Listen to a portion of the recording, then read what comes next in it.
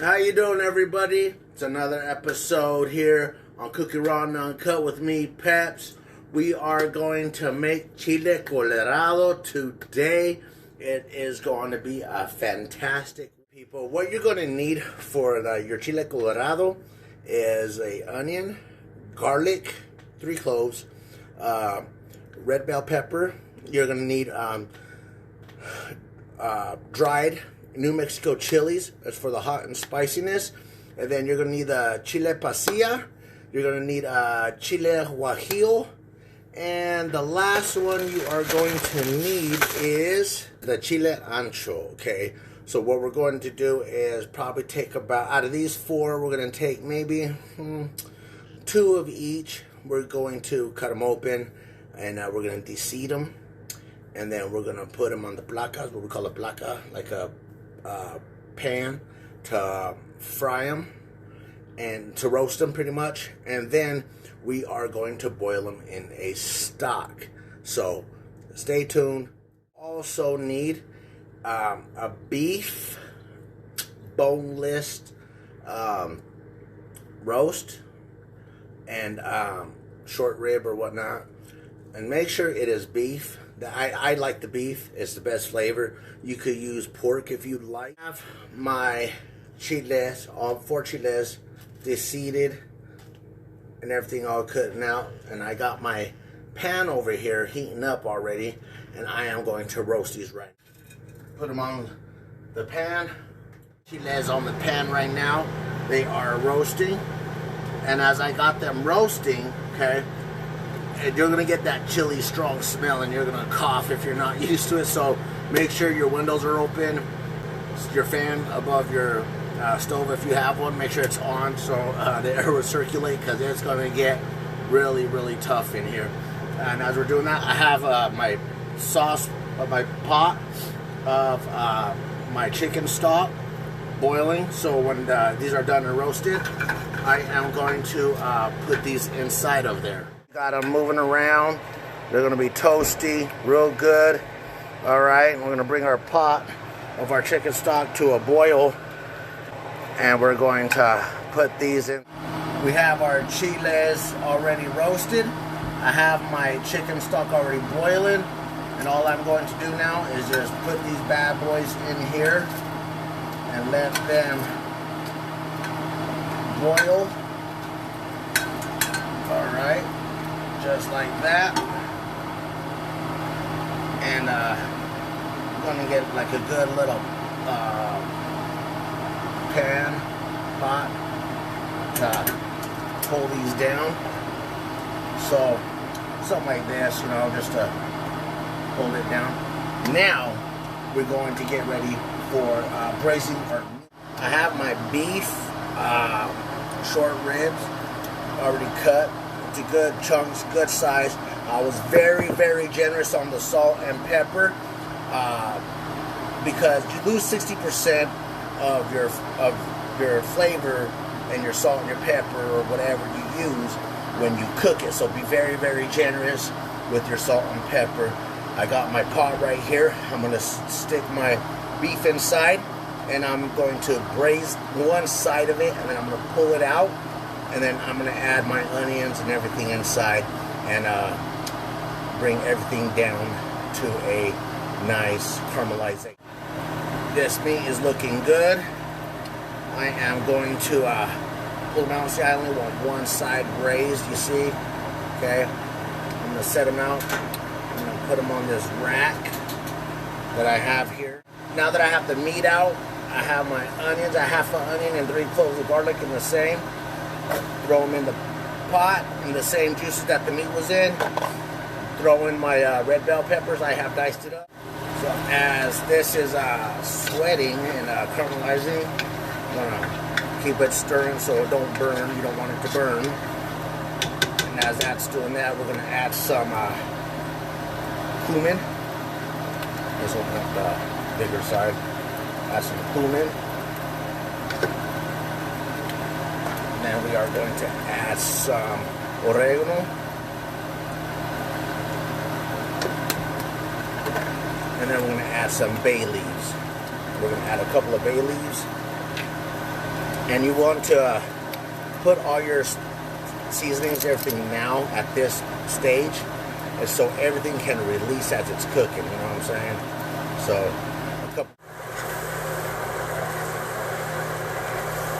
you just want to let this cook and sweat so all that flavor will release. You got to give it enough time so it'll just release and open up all those flavors. You don't want to rush it. Okay, give it some love. Give it some love. Probably more love than you give your vieja. Happy with the way everything is caramelizing, okay? You don't want to rush it, as I was saying before. You want everything to have time to release, you know? All the ground spices you're using, you got to remember it's all grounded, okay? You want to give it time to release all the flavors, the natural flavors, all right? So I am happy with this. Now what I am going to do is I'm going to add my meat that I took out back into my pot. I want to be very conscious how I do it, okay? And then all the juice that has went to the bottom of my rack, definitely going to use that. Now that I have all my meat and all the excess juice that dripped from the meat from the pan, stirring it up in the pot right here real quick. Stirred up pretty good, all right. And then what I'm going to do is I'm going to add some chicken stock. You can use beef stock, chicken stock, whatever you want.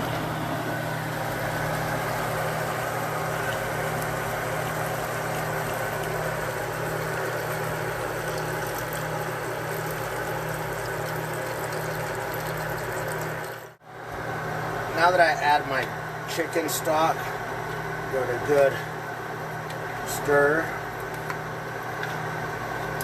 I'm going to bring this to a simmer. And while that's doing that, I am going to get my chile into a blender and I'm going to blend it all up. So this whole time it has been.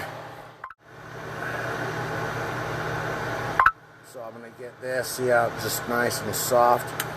Get this into a blender and we're going to blend that bad boy. Blend everything in the blender like so.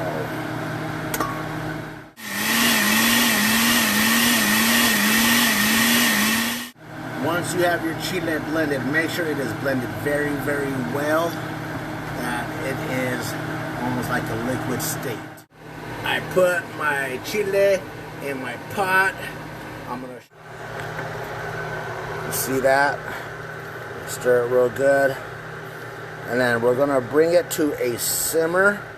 You can do a little taste test to make sure that the flavor's where you want it. Or you can add a little more salt or pepper, what have you, cumin. So we're going to go like this, like so.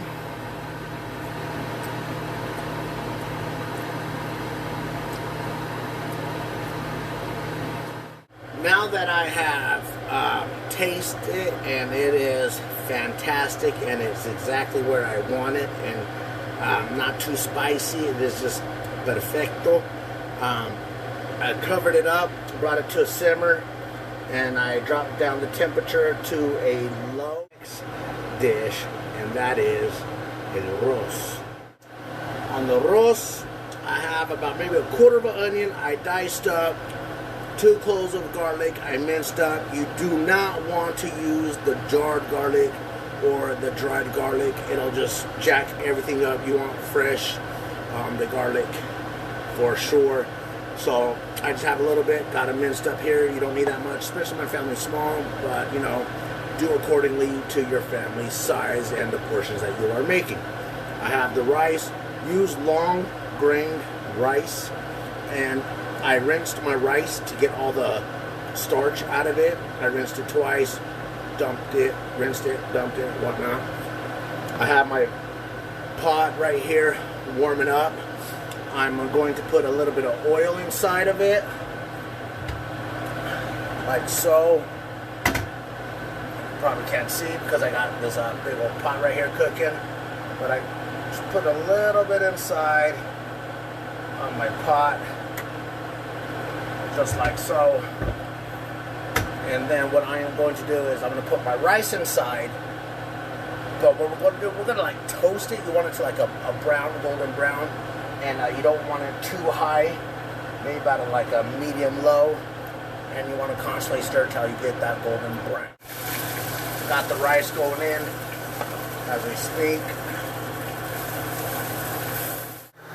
Now as you can see, getting that beautiful golden color. Alright, you don't want it to burn, man, I'm telling you. Constantly, you gotta babysit it, you know, you gotta constantly move it around. Now that I got it to where golden brown as I want it to be, I got a diced can of tomatoes, just a small can. Alright, I'm gonna pour it inside. In the can about halfway, a little over half. Pour it inside.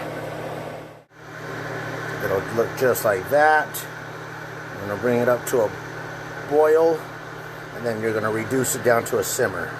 Now as that is about to boil, I'm going to get my onions and my garlic, throw it inside. Now a little secret, I'm probably going to get crap from my family. Caldo de tomato, okay, it's a Mexican powder, chicken powder. Put like about 2 good scoops. What that chicken powder does, not only does it flavor, but it gives it that beautiful reddish orange color. And then the other secret ingredient, I'm definitely gonna get shit from my family. A limon, lime preferably, but I don't have lime. I have a lemon. I'm gonna squeeze some lemon inside. It's gonna get that fucking good flavor, peoples. I am telling yous.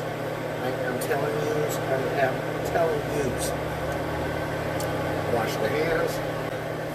What we are going to do, give it a stir and give it a taste test to make sure the flavors are coexisting with each other and nothing is overpowering the other. So, give it a taste test.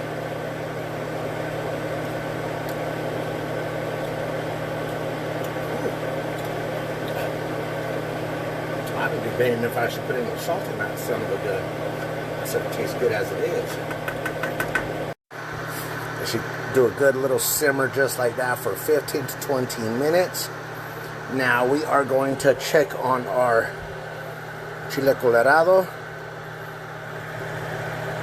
Oh my gosh, that smell is so fucking awesome. I have to swear when it's good like so.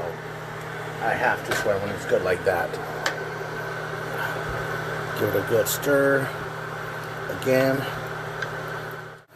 We have the rice done. We got it just like that. I turned it off. Let it settle down. Now that we have our meat done, our dish done, we're gonna have a nice thick base. We're gonna set our tortilla down like so. And we're gonna scoop up the meat. Okay, when you scoop up the meat, try not to get so much juice. Alright, and you don't want to be stingy on the meat as well. Okay, go down the tortilla. Okay, you don't want to overstuff it, but you don't want to be stingy as well. Take out the bay leaf. Alright, just like so. And then your rice. Lay your rice inside. You're going to have a good bite size of your rice. And then you're going to fold the sides. You're going to roll over. And then you're going to tuck and roll. And then we are going to put it in our pan. I put the sauce on the bottom of the pan. As you can see. Okay, I spread. Once you have them all rolled up on your baking sheet like so, I am going to get some of the juice we have here. I'm gonna sprinkle it all on top. Okay. Show some love. Give it some love, man. Orale. Now we're gonna get some cheddar cheese. I'm just gonna sprinkle it like that, man. Get all that nice cheese inside of there.